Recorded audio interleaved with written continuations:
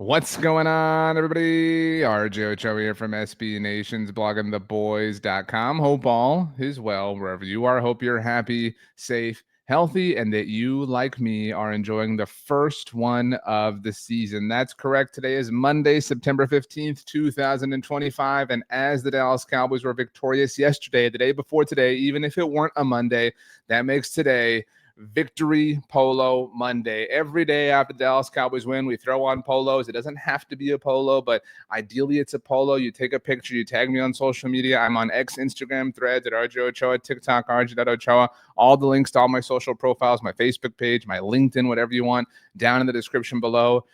This is the day of all days, Victory Polo Monday. Isn't really a fashion statement as much as it is a state of mind. It's all about personifying good vibes, good emotions, good feelings because the Cowboys won. And as we all know full well, when the Cowboys win, everything is different. Everything is better. Everything is awesome. I'm sure today at the office was better. Today at school was better. Today with your social circle, your group chat, like it's just better. And it's especially better if you snatch defeat from the jaws or if you snatch victory from the jaws of defeat. Hopefully you're not snatching defeat from the jaws of victory. If I could get my words together. I'm just all out of sorts. I'm still reeling from that win.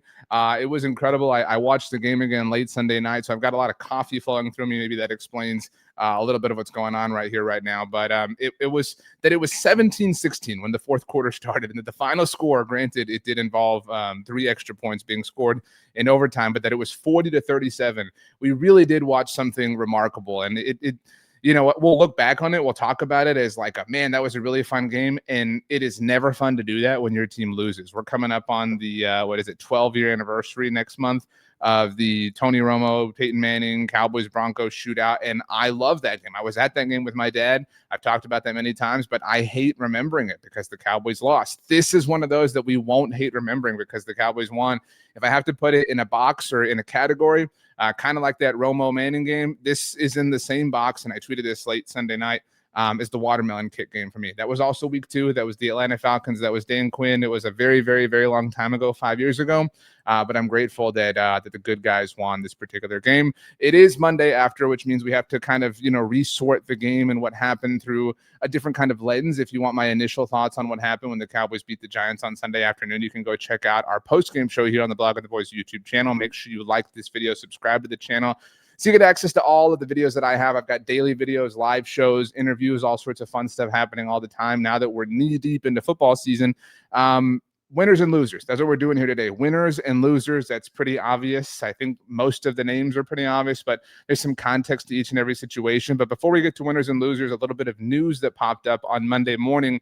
Dallas Cowboys center Cooper Beebe, this popped up during the postgame show, had a swollen ankle, and that was certainly not something that anybody wanted to see.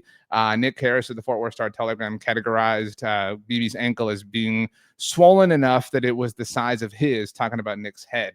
And it was clearly significant, as NFL Network reported on Monday morning, that Cooper Beebe is set to miss 6 to 8 weeks. Now, that kind of takes us to right around the bye week for the Cowboys. And if I had to guess right now, I would imagine that he's probably going to be out through the bye. If he's obviously only out 6 weeks, that's before the bye. But, you never know with these sorts of things, and they can go one way or the other. But it is a bummer. And I think that while, look, Cooper Beebe is a really underrated player. Cooper Beebe is one of the more underrated centers in the NFL, and you never want to be without a player like that. But the Cowboys are well equipped to handle something like this because of Brock Hoffman. I know there was the snap issue in overtime for the Cowboys on Sunday, but I really do trust Brock Hoffman to be able to come in and be a quality player, a quality center for the Cowboys. I think that this is not a good thing. Nobody would categorize it that way. I hope that point is obvious, but I do think that this is an injury, a situation that the Cowboys can sustain for the life of, a month and a half, 2 months, whatever it ultimately winds up being. So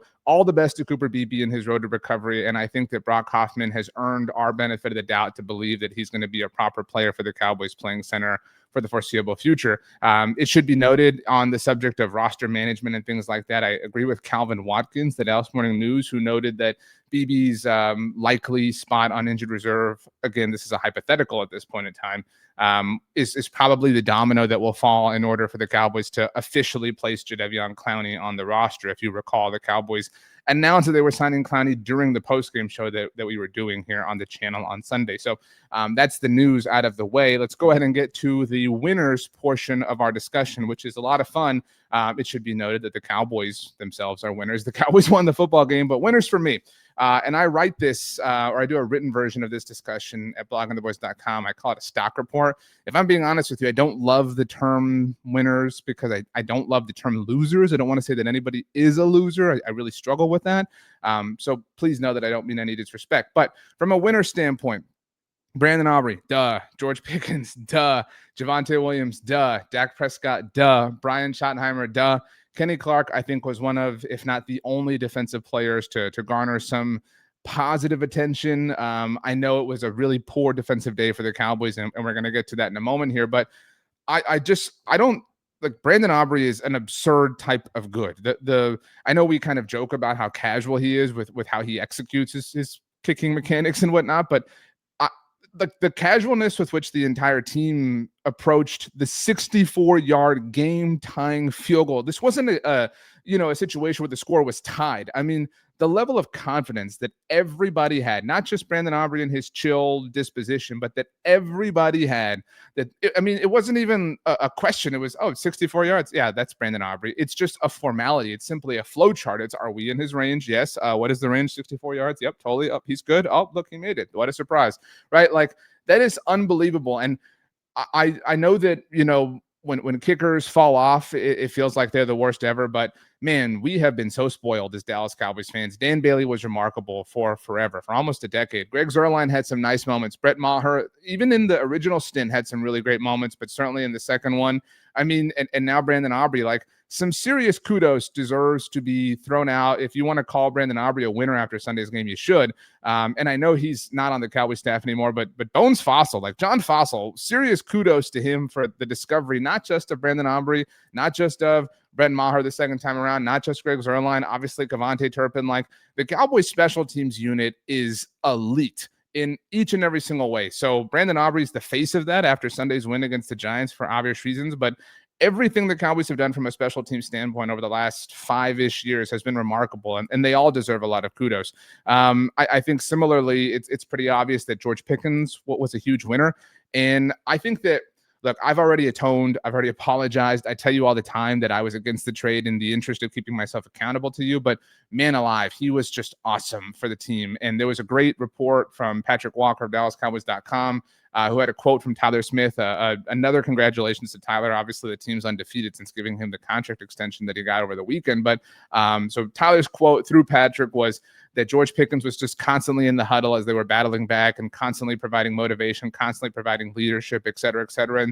And look, I mean, the reason I was against the trade, and not to relitigate that, but was because I did not trust that the Cowboys could handle whatever George Pickens' issues were that the Pittsburgh Steelers were anxious to get rid of. I did not think the Cowboys were going to be able to do it. And it really had nothing to do with George. But whatever has happened, whatever is in the water, whatever is going on, the Cowboys have just gotten the absolute best possible version of George Pickens, not just the football player, but the teammate, the guy in the locker room. And I think that that's evidenced by his overall game, his overall performance, his overall behavior on Sunday. And while he's having these big plays, he had the touchdown, obviously, that should have been the game winner near the end of regulation. He had the big catch in overtime to put the Cowboys in what was, easy field goal range, but the Dak Prescott made easier. He also has drawn some significant penalties, and not only in this game against the Giants, but he drew one in week 1 against the Philadelphia Eagles as well. Like, the George Pickens trade looks outstanding. And I know that we're sitting here right now and saying you got to pay Brandon Aubrey, and we obviously all feel that way. Look, there's no reason to delay paying George Pickens, and I'm not trying to get over anxious or anything like that, but he is very, very, very much a part of, or very much should be a part of the future of this team alongside CeeDee Lamb. And so what a successful trade it has been. It's only 2 games, but there's no reason to doubt that this isn't going to continue, and that's a particularly exciting thing for the Cowboys, for the offense, and certainly for George Pickens individually. I've also got Javonte Williams as a winner. 3 rushing touchdowns through the first 2 games of the season. He had one in this game, almost had 100 yards. Javonte is only the second player in Dallas Cowboys franchise history since 1970, I should specify, to have at least 150 rushing yards in his first 2 games with the team. The only other player, the only other person who has had at least 150 rushing yards in their first 2 games with the Dallas Cowboys since 1970, which is a very, very, very long time, obviously, is Calvin Hill. So you're talking about like Javonte Williams is in some rare air. And I'm not saying like freak out or this is representative of anything. What I am saying is that he is a highly productive player for this team. It's only 2 games, but I'll speak for myself. I doubted this. I did not think it was going to work. And the Cowboys have proven not only a willingness and an intent to run the ball, as they talked about all offseason long, and as Brian Schottenheimer preached about, but they've proven that they're able to do so successfully with a guy who we doubted the ability to ultimately do it with. And so Javonte Williams has been, I know that it's easy to look at what George Pickens is doing and Dak Prescott playing so well, but Javonte Williams and his success has been a huge part of why I know they're 1-1, and I'm not trying to make this, some sort of mountain. I'm not saying it is a molehill, but you get my point. Javonte Williams has been a huge reason why the offense has had so much success through these first 2 games. And certainly, I think a big point of optimism and a big point of encouragement moving forward. He's got 3 rushing touchdowns with the first 2 games of the season. And I will remind you that the leader in that capacity for the Cowboys last year was Ezekiel Elliott, and he had 3 rushing touchdowns total. The Cowboys had 6 rushing touchdowns total as a team last year. Like literally, if you counted them all from every player on the team last year, they had 6 rushing touchdowns, and the Cowboys already have 4 if you count Javonte's 3 and Miles Sanders' that he had on Sunday afternoon as well. So is the run game fixed? Is the run game perfect? Is the run game amazing? I'm not going to say it's like an A+, but it is also way more than just a C. It's way more than a passing grade right now. Like you're talking, this is B+ territory. If we're grading on a curve, it might be an A- even. Like the Cowboys run game has been what Brian Schottenheimer said he wanted it to be. And that's a really exciting and encouraging thing.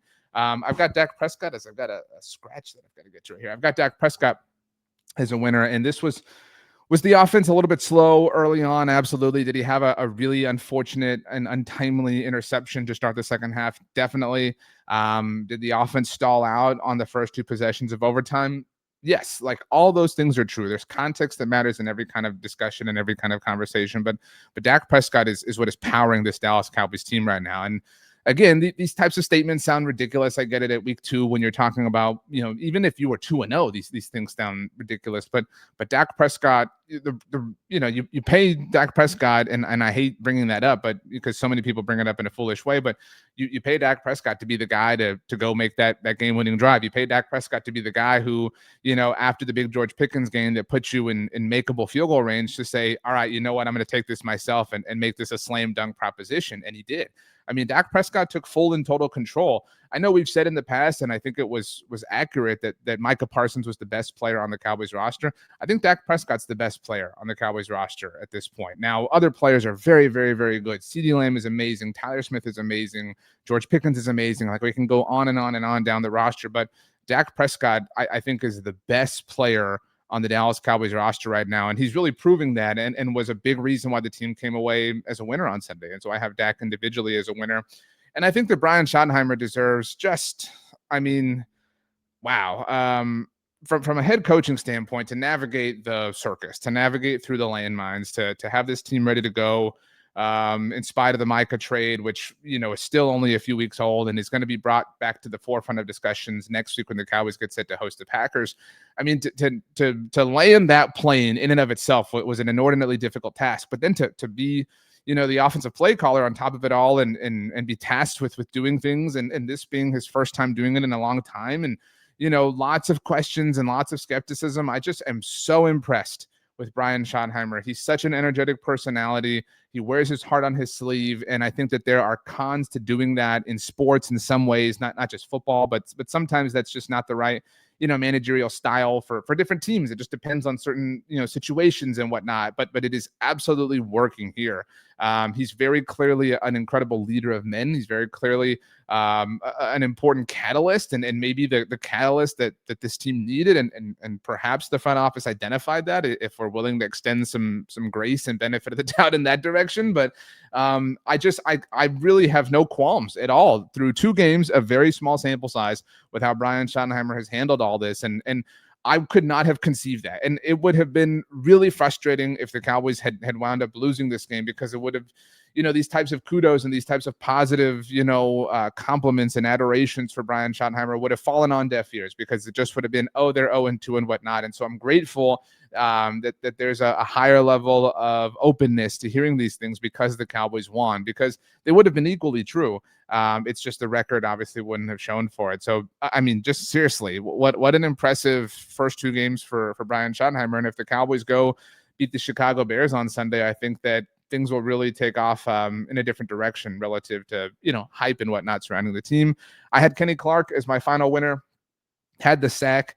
And I think that just, look, we're about to get to the defense, and it was not good, but Kenny Clark has really, through two games, I mean, he's brand new, right? Like, we're sitting here saying like, oh, it's impressive, and it is, that Brian Schottenheimer is doing X, Y, and Z, but for Kenny Clark to be, having success and making noise, right? Like, just being involved, being a part of the action, just making himself known is super impressive.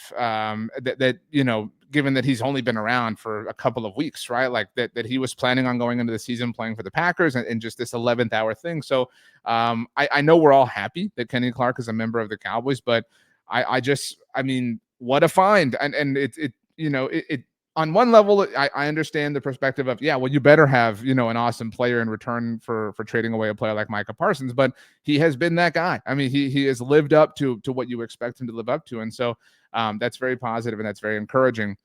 I mentioned that I don't like calling people losers. I really don't. I try to avoid it if I can. And so I have definitely taken a cop-out method here, if you'll allow me. My loser is basically all of the defense, almost all of the defense. But I mean, look, Russell Wilson threw for 422 net passing yards. That removes 28 yards that he was ultimately sacked for. So he had 450. 450. Like, that's an absurd number. That's an insane number. Like, I mean, no disrespect to Russell Wilson, but the Cowboys made him look like not just prime Russell Wilson, they made Russell Wilson look like the best version of Russell Wilson that we have ever seen. That's what they made him look like. And it had been a very, very, very, very long time since he was that reliably good the way he was in this game. And give Russell Wilson credit. I don't mean to say that everything that happened was just the Cowboys defense falling all over themselves, but that simply cannot happen. That is an indictment of the highest order, and that has to be something that the Matt Eberflus fixes. And so I think it's fully and totally fair, more than fair, to put the blame for the fact that the Cowboys almost lost this game on the shoulders of the defense. I mean, the Giants scored nothing but touchdowns in the fourth quarter. That can't happen. That simply can't happen. That shouldn't be allowed. And so this was a defense that really stood no chance. And I think we all knew it. And I think that's why we were so bummed and devastated when the Cowboys had to punt the ball away, not just once, but twice in overtime, because it felt like, man, kind of like week one. What I said about week one was that it was a miracle that the Cowboys stopped the Eagles, not once, not twice, but three times, to give themselves a chance to go down and score a touchdown, to take the lead and maybe even win the game. And after each of those stops, after the first one, I think I speak for all of us in saying it felt like, okay, you've got to capitalize, because there's no way you're going to get another opportunity. And then after the second one, it was like, dude, you got a second one. You really, really, really better not burn this. And then after the third one, it was a matter of like, okay, this actually has to be it, because you're definitely not getting a fourth. And in week one's case, they didn't get a fourth. So this one was a matter of, after the first possession in overtime, it was, okay, well, even if you score a touchdown here, they get to possess the ball. So like, we really got to figure this out.